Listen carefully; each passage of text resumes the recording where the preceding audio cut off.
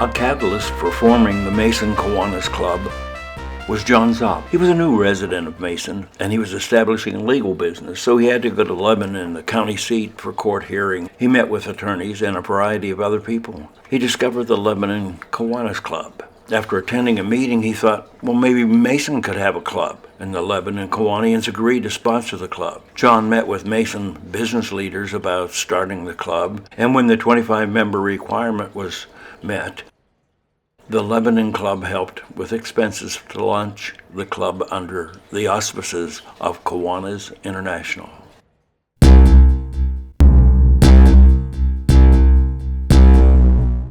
I've been a member since 1956 when the club started. Member of the club. I've lived in Mason all my life. I've gone to school here, and I've gone away to college. Been away. I was in the Navy at the end of World War II. A man named Ed Brownsville, who was from Lebanon, was a member of the Lebanon Club. He made concrete block. I knew him because he called on me. I was an architect. Ed was a great salesman and just one of the guys you like. His partner probably thought you ought to be doing something different, but Ed would come to town and go see everybody and says, hey, you got to be a member of this. This is going to be really great. And it has been great over the years. We had maybe 35 people at this first meeting, which was very good. We started in the Mason Grange Hall, which is in the center of town. The city was about 700 or 800 people at that time. The Grange ladies made our lunch for us for a third of the year. And then we'd go to the Methodist church and they'd cook for us. And then we'd go to the Presbyterian church. And we go to the Catholic church, so the food was just excellent. That was a big part to keeping us going. Really, we just kind of started. We had a president, Bill Alfrank, who was an insurance man, and we had a secretary. It might have been John Zoff, who was an attorney, and he always told us about the University of Cincinnati basketball team. That was in the days of Oscar Robertson, and John was a great storyteller, and he was just a good guy to have for the secretary. We always had a lot of good storytellers in the club that get up and tell about their favorite baseball team or all of these things that were happening. The first meeting went very well. Like our president was an insurance guy and Bill was a great talker and he could run a meeting and we had a lot of people like him. It couldn't have cost more than $2 or something like that. I'll get there. And we'd open with Pledge of Allegiance, singing America.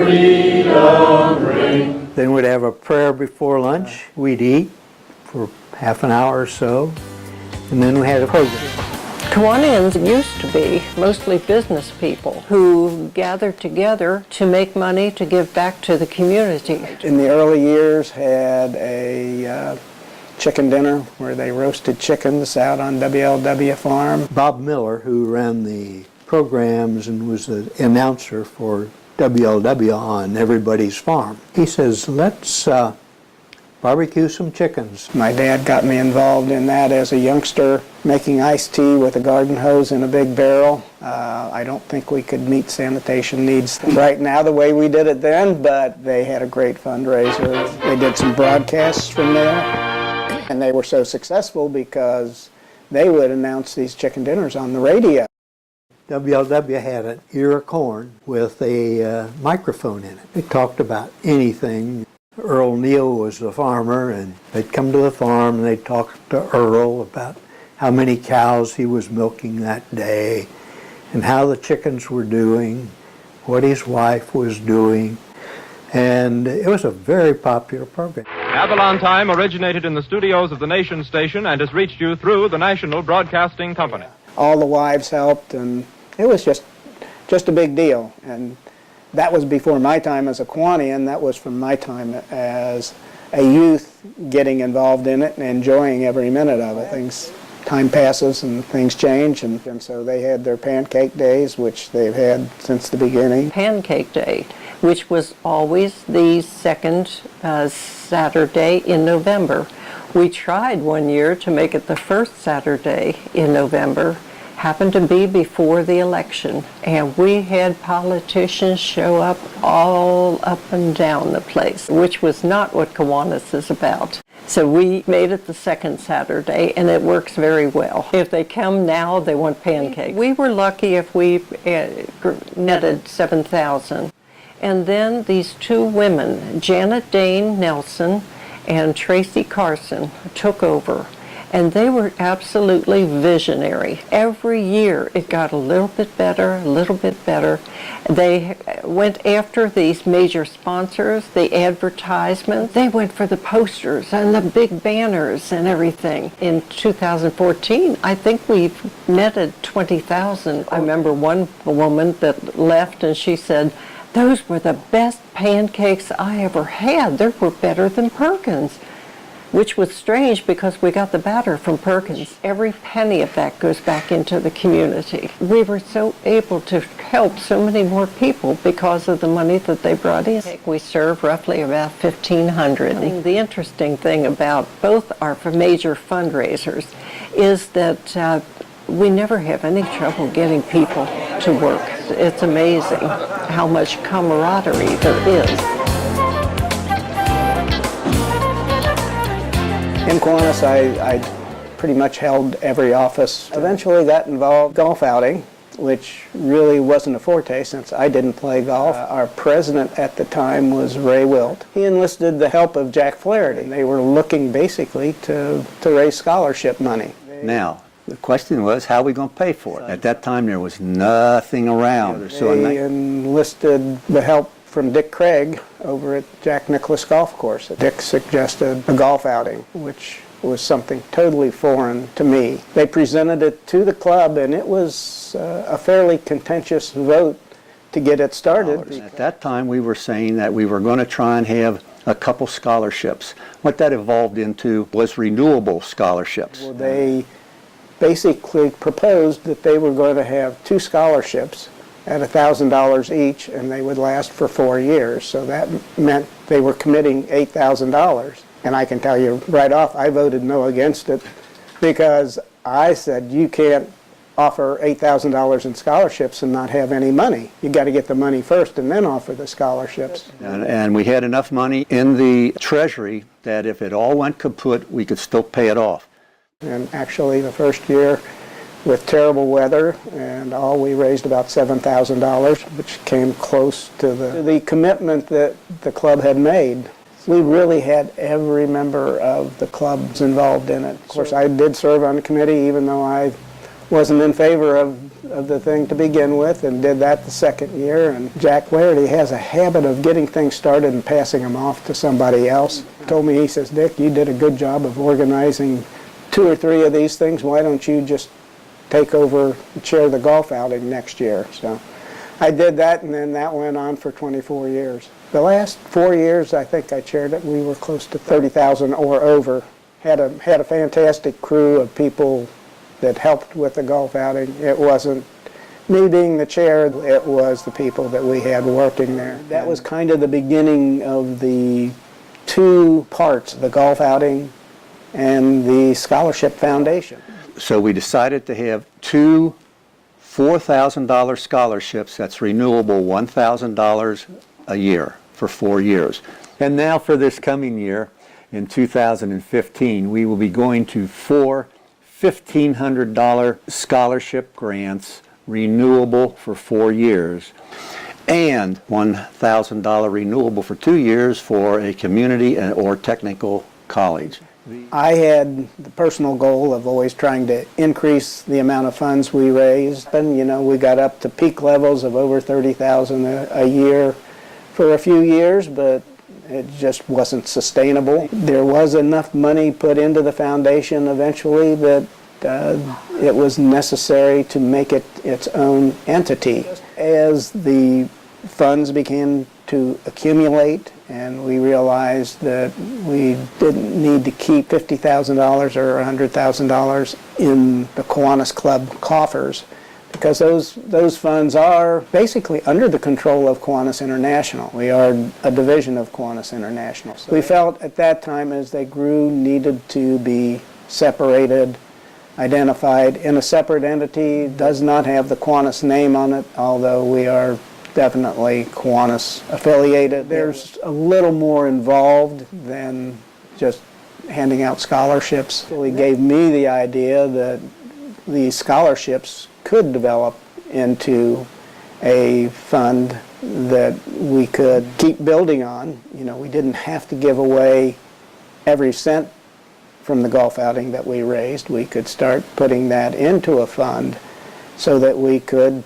perpetuate the scholarships if and when the golf outing doesn't produce the funds we need anymore. And in 1988, we decided to request status for a not-for-profit corporation. The goal for the Mason Scholarship Foundation is to be in a financial position that we will offer scholarship through a self-sustaining endowment fund. The Mason Scholarship Foundation is sponsored by the Kiwanis Club of Mason, and it is a 501c3, which allows deductions for people making a donation. We're dedicated to higher education for the students living within Mason City School District or going to Mason High School. As of today, we have approximately $525,000 in our endowment. And as of today, we have not used any of that money. The money is derived from the golf outing, and we have an anonymous donor, a friendly anonymous donor, $6,000 to $7,000 a year. So with the proceeds from the golf outing and our anonymous donor, we have been able to make our financial obligations as of today.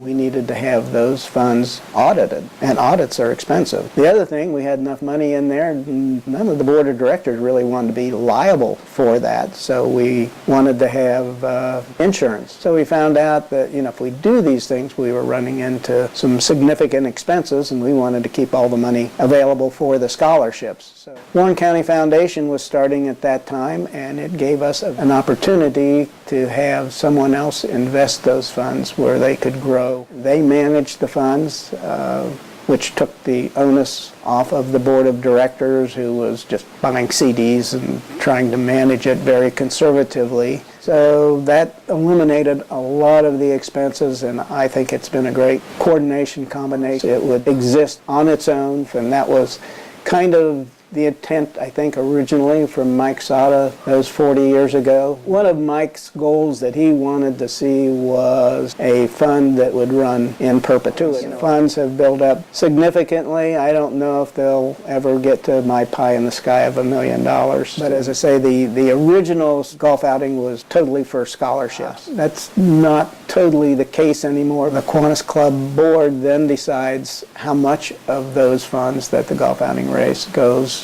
to the Scholarship Foundation and how much they need for their other projects. We started having women in the club because without the women, we wouldn't be in existence today. They're really a very big part of our club. Now, that was kind of amusing at the first because there were some guys in the club, not very many, but a couple. They didn't want any women in this club.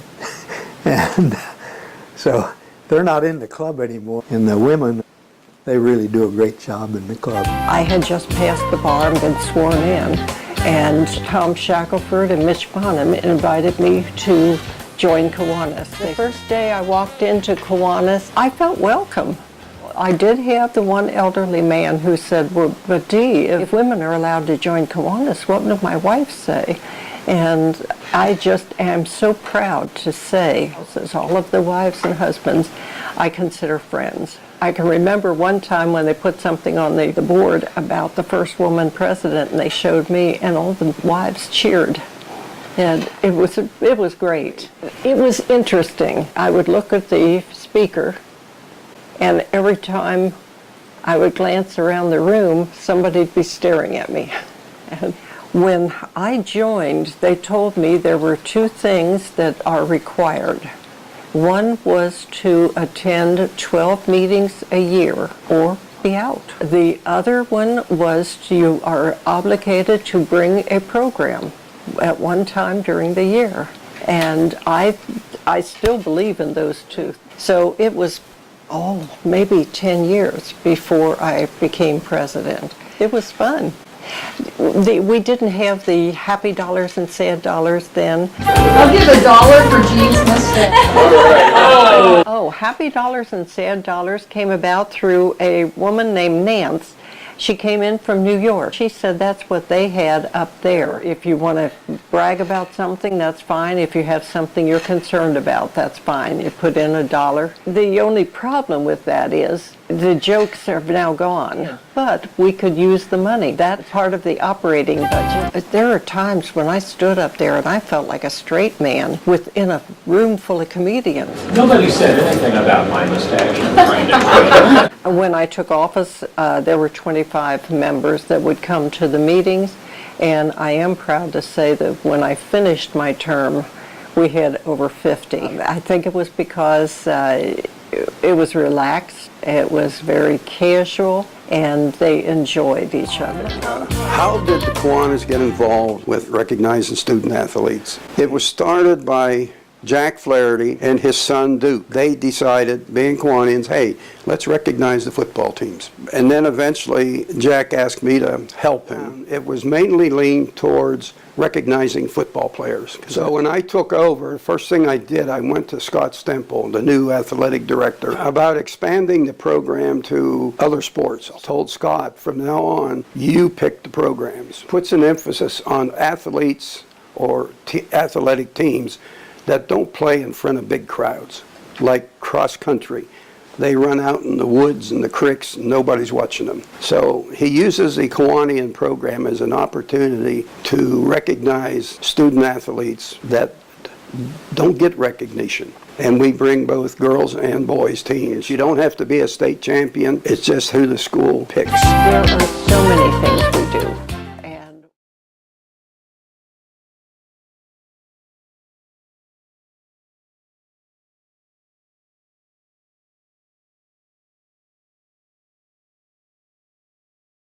And one of them that I like the most is Students Making a Difference Day. The teachers at Mason High School name the students that they feel are making a difference in somebody's life. And we treat these kids to lunch. And the other projects we had, we take some boys and we took girls from the local juvenile detention to the ball game. That's interesting because those kids are really kind of great kids. I've been a member for all these years, so I obviously must like it. And I do like it. I think I have some good friends there that have known and wouldn't have known otherwise. I think the Kiwanis has accomplished a lot in the schools and the town. We are attempting to get 2015 service hours today through various community service projects. Our Pancake Day is a big social event. Golf outing is, again, a great social event, but we also make quite a bit of money for many of our projects. I guess it's getting to know the personalities of all these people that you get to know them very well. And you get to know a lot of the teachers and the kids, too. So it's a good organization. We've accomplished a lot of good things. We have a good cross-section of people. We have judges. We even have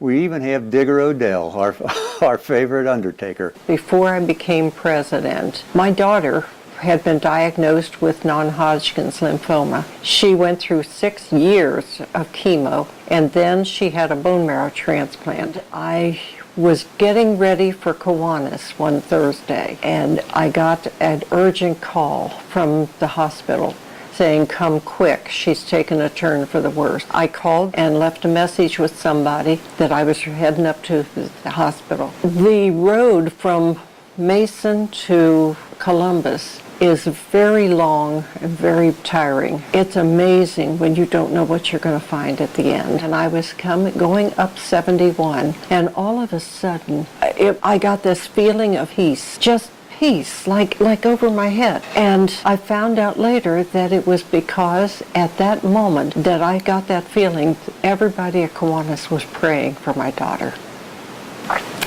And when I got up there, she was sitting up in bed and she had turned the corner. She said, "What are you doing here?" So that's what Kiwanis means to me.